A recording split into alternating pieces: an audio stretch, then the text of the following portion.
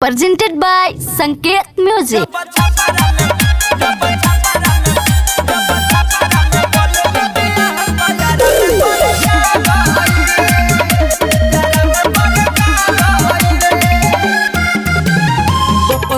बोलिया में होता काहे मार बोल का कोइले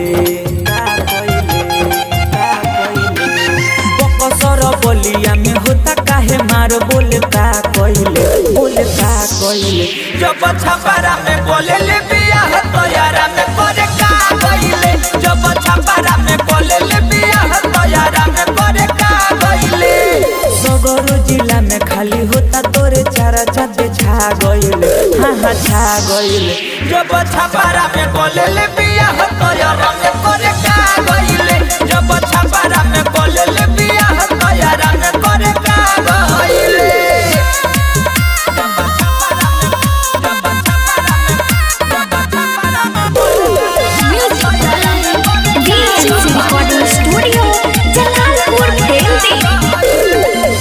खेलनिया में दोबारा कोइले इज्जत फिकारे सब केहू कहे छिया छिया बोलते कोइले ई करे जाके खेलनिया में दोबारा कोइले इज्जत फिकारे सब केहू कहे छिया छिया बोलते कोइले ई करे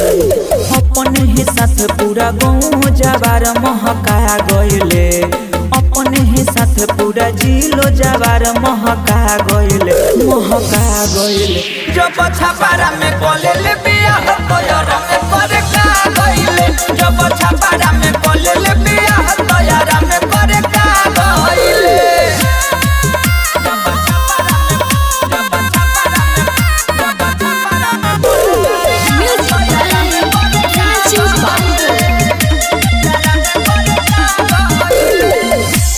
कहले रहन सकमनो ओइ नया रात बहारा रे